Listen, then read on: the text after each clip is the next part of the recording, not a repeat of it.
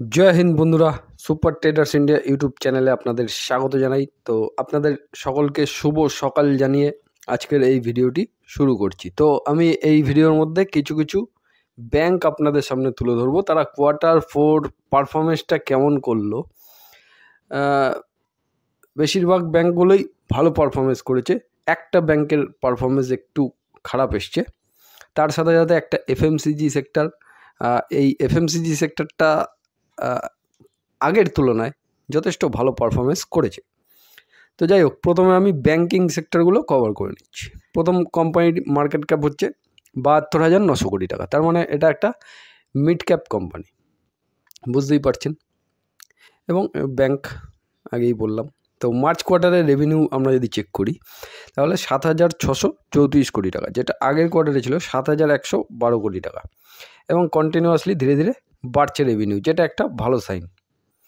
Net প্রফিটে আমরা যদি চলে আসি তাহলে ৮৭৪ কোটি থেকে বেড়ে ১,০৫১ কোটি, এবং ধীরে ধীরে নেট প্রফিটও কিন্তু ধীরে ধীরে বাড়ছে। তাহলে পারফরমেন্স একদম বেটার, মানে রেজাল্টটা ফাটাফাটি। এবার এনপিএটা চেক করে নেব।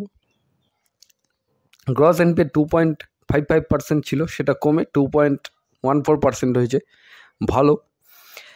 নেট এনপিএ 0.42 থেকে কমে 0.37%। তো এনপিএতেও পজিটিভনেস পাচ্ছি। তাহলে রেজাল্টটা আপাতত এই কোয়ার্টারের জন্য ফাটাফাটি পেলাম।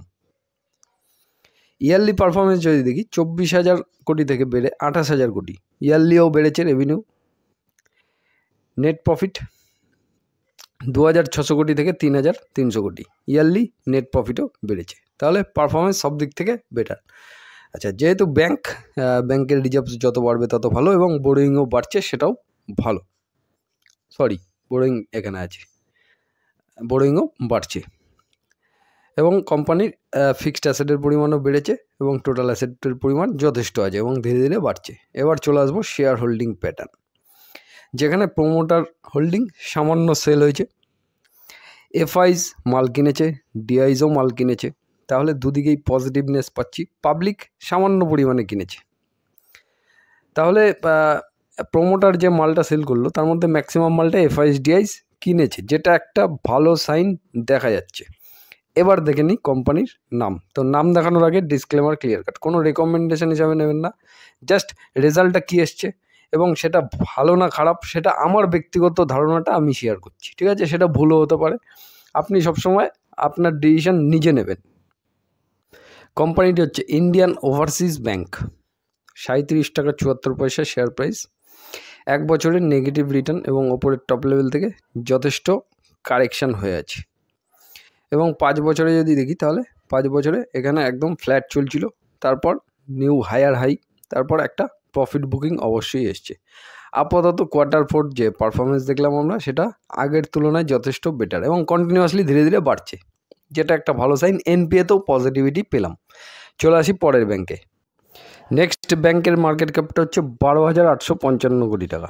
তাহলে এটা একটা মিড ক্যাপ এবং আমার কাছে একটা স্মল ক্যাপ, কারণ 20,000 কোটির নিচে যা মার্কেট ক্যাপ থাকে সেগুলোকে আমি স্মল ক্যাপ হিসাবে ভাবি, আমি নিজে ভাবি, পার্সোনালি বলছি।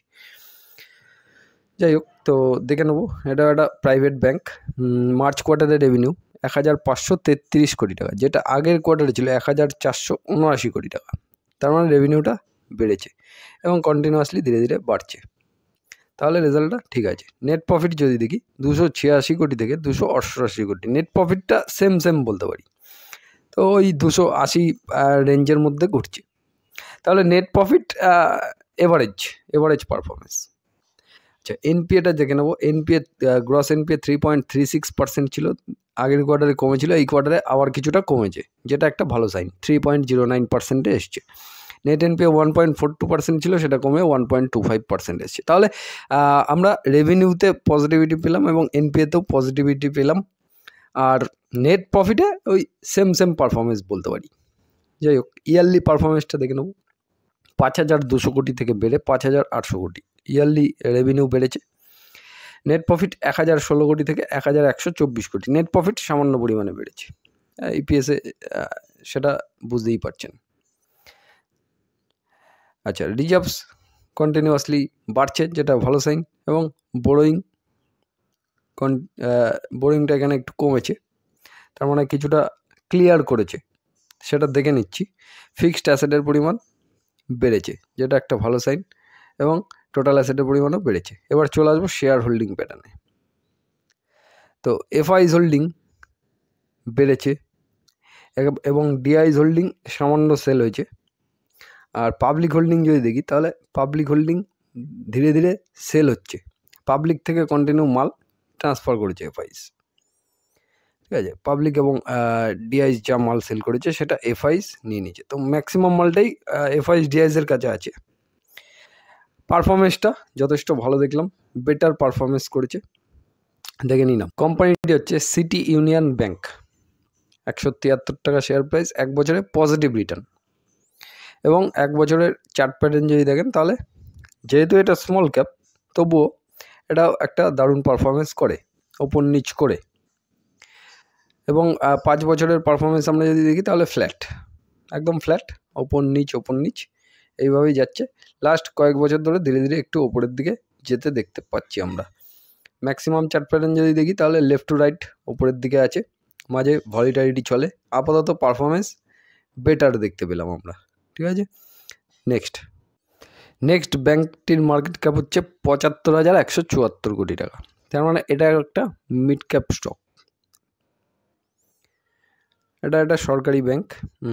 মার্চ কোয়ার্টারে রেভিনিউ যদি দেখি 15,860 কোটি টাকা, আগের কোয়ার্টারে 15,770 কোটি টাকা। তার মানে আগের কোয়ার্টারের থেকে সামান্য পরিমাণ বেড়েছে এবং ধীরে ধীরে বাড়ছে। নেট প্রফিটে যদি চলে আসি, তাহলে 2,910 কোটি থেকে 2,982 কোটি, সামান্য পরিমাণ নেট প্রফিট বেড়েছে এবং ইপিএসটাও সামান্য পরিমাণ বেড়েছে। তাহলে রেজাল্টটা ঠিক আছে, এভারেজ রেজাল্ট। এনপিএটা যদি দেখি, 3.26% ছিল গ্রস এনপিএ, সেটা কমে 3.09%। এখানেও একটা ভালো সাইন পাচ্ছি। এবং নেট এনপিএ 0.21% ছিল 0.19%। তাহলে এনপিএতেও পজিটিভিটি পেলাম। তাহলে ওভারঅল রেজাল্টটা যদি বলি, তাহলে পজিটিভ দেখতে পাচ্ছি আমি, নেগেটিভ দেখতে পাচ্ছি না। ইয়ারলি পারফরমেন্স 55,600 কোটি থেকে বেড়ে 62,000 কোটি। রেভিনিউ ইয়ারলি বেড়েছে। নেট প্রফিট 8,400 কোটি থেকে 11,200 কোটি। নেট প্রফিটও ইয়ারলি বেড়েছে। রিজার্ভস বেড়েছে, যেটা একটা ভালো সাইন, এবং বোরোয়িং বেড়েছে, যেটাও একটা ভালো। ফিক্সড অ্যাসেটের পরিমাণ বেড়েছে এবং টোটাল অ্যাসেটের পরিমাণ যথেষ্ট আছে এবং বাড়ছে। Share holding pattern, promoter holding same আছে। আচ্ছা, এফআইস হোল্ডিং সামান্য সেল হয়েছে। আর ডিআইস হোল্ডিং যদি দেখি, ডিআইস হোল্ডিং বাড়িয়েছে। এবং পাবলিক সামান্য সেল করেছে এবং পাবলিকের কাছে 5%-এরও নিচে মাল আছে। দেখে নিন নাম। কোম্পানিটি হচ্ছে ইন্ডিয়ান ব্যাংক, 556 টাকা শেয়ার প্রাইস, 1 বছরে পজিটিভ রিটার্ন। কিন্তু 1 বছরে দারুণ পারফরমেন্স করে, ওপর নিচ করে দারুণ প্রফিট দেয়। গত 5 বছরের পারফরমেন্স যদি দেখি, তাহলে 5 বছরের দারুণ একটা রিটার্ন, নিউ হায়ার হাই মারছে এবং কন্টিনিউ রেজাল্টটাও ভালো আসছে, ঠিক আছে। লেফট টু রাইট আমরা যদি দেখি, তাহলে লাস্ট কিছু সময় ধরে দারুণ পারফরমেন্স করেছে। তার আগে একটু ভলিটাইল স্টক ছিল, এখন পারফরমেন্স কিন্তু অনেকটাই বেটার দেখতে পাচ্ছি আমরা। রেজাল্টটাও ওভারঅল একদম পারফেক্ট দেখতে পেলাম। এভারেজ পারফরমেন্স, তবে ঠিক আছে, পারফেক্ট, খারাপ বলবো না। এবার এই 3টে ব্যাংকের পারফরমেন্স তুলনামূলক অনেকটাই বেটার। এবার একটা ব্যাংক এমন আছে, সেটা একটা স্মল ব্যাংক, ছোট ব্যাংক, তো সেটার পারফরমেন্স একটু খারাপ হয়েছে, দেখে নিন। তো সেই ব্যাংকটির মার্কেট ক্যাপ হচ্ছে 2,732 কোটি টাকা। তার মানে একটা একদম ছোট কোম্পানি, ছোট ব্যাংক, স্মল ব্যাংক। তো মার্চ কোয়ার্টারে রেভিনিউ যদি চেক করি, তাহলে 879 কোটি, আগের কোয়ার্টারে ছিল 932 কোটি। তো আগের কোয়ার্টারে একটু রেভিনিউটা ডাউন হয়েছিল, এই কোয়ার্টারে আবারও একটু ডাউন হয়েছে। তাহলে পরপর দুটো নেগেটিভ পারফরমেন্স পাচ্ছি আমরা, ঠিক আছে। এবার নেট প্রফিটে চলে আসবো। নেট প্রফিট আগের কোয়ার্টারে নেগেটিভ ছিল, সেটা পজিটিভ হয়েছে। তো এই জায়গাটায় একটা ঠিক আছে, পজিটিভিটি পাচ্ছি। তবুও রেভিনিউয়ের দিকে টপ লাইন ঠিকঠাক নেই। যাই হোক, এবার যেটা মাইনাস পয়েন্ট পাচ্ছি, সেটা হচ্ছে এই এনপিএটা প্রচুর পরিমাণে বেড়েছে এবং আগের কোয়ার্টারেও এনপিএটা প্রচুর পরিমাণে বেড়েছিল এবং এই কোয়ার্টারে অনেকটাই প্রচুর এনপিএটা কিন্তু বেড়ে গেছে। যেটা একটা নেগেটিভ সাইন দেখাচ্ছে। তো এতটা একটা ব্যাংকের এনপিএ থাকা সেটা একদমই ভালো কথা নয়, মানে প্রচুর টাকা ফেসে আছে আর কি। হ্যাঁ, এই টাকাগুলো মানে কালেকশন করতে খুব প্রবলেম হচ্ছে। যে কোনো কাউকে লোন টোন দিয়ে দিয়েছে ব্যাংক, সেই টাকা এখন তুলতে মানে ঘাম বেরিয়ে যাচ্ছে, এরকম একটা ব্যাপার আর কি। একটু মানে সিম্পলভাবে বুঝিয়ে দেওয়ার চেষ্টা করলাম। যাই হোক, নেট এনপিএ 2.5% ছিল, সেখান থেকে বেড়ে 4.84% হয়েছে। নেট এনপিএও তো একটু নেগেটিভিটি অবশ্যই দেখা যাচ্ছে। তো এই এনপিএটা কিন্তু যথেষ্ট মাইনাস পয়েন্ট রাখছে। যাই হোক, ইয়ারলি পারফরমেন্স যদি দেখি তাহলে 3,100 কোটি থেকে বেড়ে 3,700 কোটি ইয়ারলি রেভিনিউ বেড়েছে। নেট প্রফিট ইয়ারলি ডাউন 498 কোটি থেকে মাত্র 24 কোটি, এবং ইপিএসও যথেষ্ট পরিমাণে কারেকশন হয়েছে। এবার কোম্পানির রিজার্ভসটা সেম আছে আগের কোয়ার্টারের থেকে। আর বোরোয়িংটা আমরা যদি দেখি তাহলে বোরোয়িংটা আগের কোয়ার্টারের থেকে বেড়েছে, সেটা একটা ঠিক আছে। ফিক্সড অ্যাসেটের পরিমাণও বেড়েছে এবং টোটাল অ্যাসেটের পরিমাণও বেড়েছে। এইবার শেয়ার হোল্ডিং প্যাটার্ন যদি আমরা চেক করি তাহলে শেয়ার হোল্ডিং প্যাটার্নে প্রোমোটার হোল্ডিং সেমই আছে বলতে পারেন, এবং এফআইস মাল সেল করেছে, ডিআইস মাল সেল করেছে। তো দুজনই মাল সেল করেছে, তবে পুরোটা স্টেক সেল করেনি, এখনও ওরা ধরে রেখেছে, সেটা দেখা যাচ্ছে। এবং পাবলিকের মধ্যে আমরা যদি দেখি, পাবলিকের হোল্ডিংটা ধীরে ধীরে বেড়েছে এবং বাড়ছে।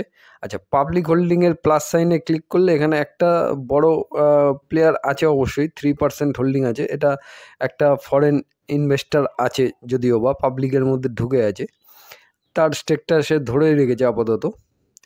তো রেজাল্টটা নেগেটিভ, ঠিক আছে, রেভিনিউটা নেগেটিভিটি পেয়েছি, এবং তার সাথে সাথে এই যে এনপিএটা কিন্তু দারুণ পরিমাণে একটা মাইনাস পয়েন্ট পাচ্ছি। ঠিক আছে, দেখে নিই নাম। কোম্পানিটি হচ্ছে উৎকর্ষ স্মল ফাইন্যান্স ব্যাংক।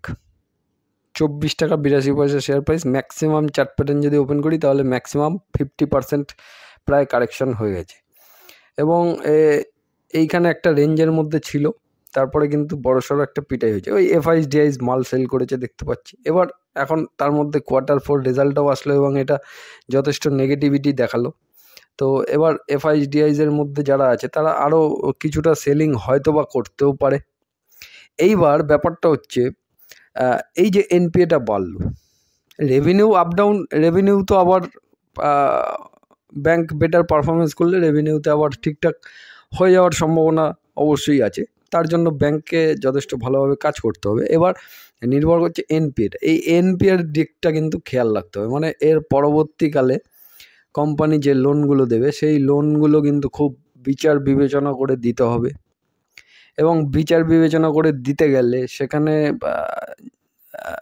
তাদের লোনটা কিভাবে তারা দেবে, মানে লোনটা দিতেও হবে, আবার রেভিনিউ নেট প্রফিটও জেনারেট করতে হবে। সুতরাং এক্ষেত্রে একটু প্রবলেম হয়ে যায় কোম্পানির, এবং তার সাথে সাথে এই পুরনো যে এনপিএগুলো আছে এগুলো কিন্তু কারেকশান করতে হবে ধীরে ধীরে।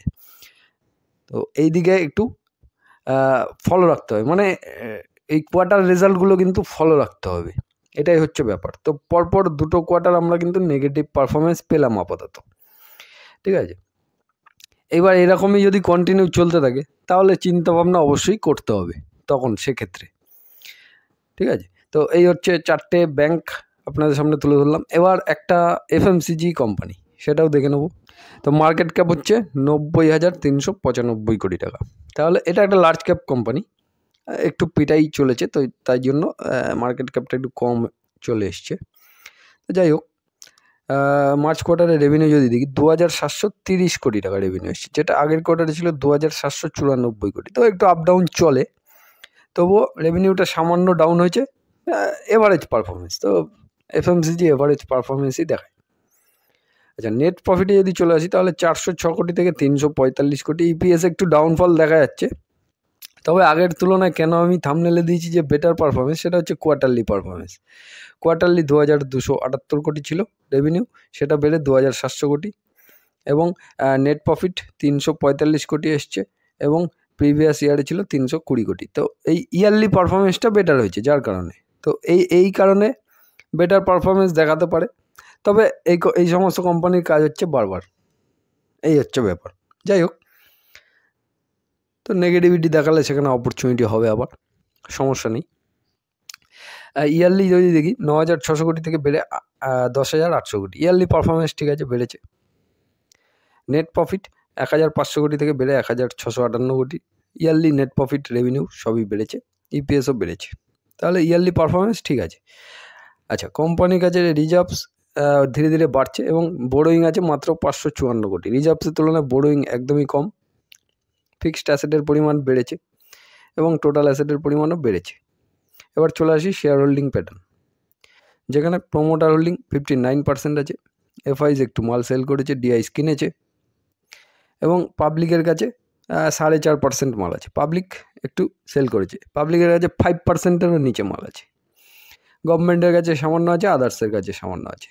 তো যাই হোক, ম্যাক্সিমাম হোল্ডিং বড় প্লেয়ারদের কাছেই আছে এবং পারফরমেন্সটাও এভারেজ পারফরমেন্স ঠিক আছে, বেটার, খারাপ বলবো না। দেখে নি নাম, কোম্পানিটা হচ্ছে ম্যারিকো লিমিটেড, 698 টাকা শেয়ার প্রাইস, 1 বছরের রিটার্ন প্রায় 32% মতো রিটার্ন আছে এবং 1 বছরের চার্ট প্যাটার্ন দেখে বুঝতেই পারছেন। তো অলরেডি ইউ বানিয়ে ফেলেছে, ঠিক আছে, ইউ অলরেডি বানিয়ে ফেলেছে এবং বারবার এরকমভাবেই প্রফিট দিয়ে থাকে এবং গত 5 বছরের পারফরমেন্স যদি দেখি তাহলে দেখুন এই সেম এই করে যাচ্ছে, ঠিক আছে। লাস্ট 1 মাসের মধ্যেও যদি দেখি তাহলে লাস্ট 1 মাসের মধ্যে একটা সুন্দর চান্স দিয়েছিল। এবার এখান থেকে যদি ক্যালকুলেট করে দেখার চেষ্টা করি, প্রায় ওই 7-8% কিন্তু প্রফিট দিয়েছে। তো এইভাবে ছোটো ছোটো প্রফিট কিন্তু দেয়, ঠিক আছে। যাই হোক, রেজাল্ট আপাতত যেটা দেখলাম সেটা ঠিক আছে, বেটার পারফরমেন্স। এই যে দেখুন 6 মাসের চার্ট প্যাটার্নটা ওপেন করেছি, এখান থেকে নিচে গিয়ে একটা ইউসেপ, তো এই ইউসেপ নিচ থেকে এই রিটার্নটা যদি চেক করি তাহলে দেখুন প্রায় 22-23% রিটার্ন কিন্তু অনায়াসে দিয়ে দেয়। মার্কেটে প্রচুর টাকা পড়ে আছে, কীভাবে বের করতে হবে সেই স্কিলটা একটু জানতে হবে। তো ইউজ বানিয়ে কম শেয়ার, ব্যাস যেখান থেকে কিনেছেন সেখানেই আবার সেল করে দিলে প্রফিট হয়ে যায়। এটা পার্টিকুলার এই কোম্পানিটা থেকে বলছি না, আপনার যে সমস্ত কোম্পানি রাইট কোম্পানি মনে হচ্ছে, বড় বড় কোম্পানি যেগুলো অলরেডি বড় হয়ে আছে ব্যবসা, সেই সমস্ত কোম্পানিতে, ঠিক আছে। তো যাই হোক, এই ভিডিওটির উদ্দেশ্য ছিল রেজাল্টগুলো আপনাদের সামনে তুলে ধরা, রেজাল্টগুলো টোটালটাই দেখালাম এবং আমার ব্যক্তিগত মতামতটা শেয়ার করলাম। সেটা কিন্তু ভুল হতে পারে, আপনি সবসময় আপনার নিজস্ব জ্ঞান বুদ্ধি অ্যাপ্লাই করে তারপরেই ডিসিশান নেবেন। ভিডিওটি দেখানোর উদ্দেশ্য এটা কখনোই নয় যে আপনাকে কোনো স্টক বাই করতে বলা হচ্ছে, ঠিক আছে। ডিসক্লেমার একদম ক্লিয়ার কাট। তো ভিডিওটি যদি ভালো লেগে থাকে লাইক কমেন্ট শেয়ার করে দেবেন। জয় হিন্দ, বন্দে মাতরম, সবাই ভালো থাকবেন, সুস্থ থাকবেন।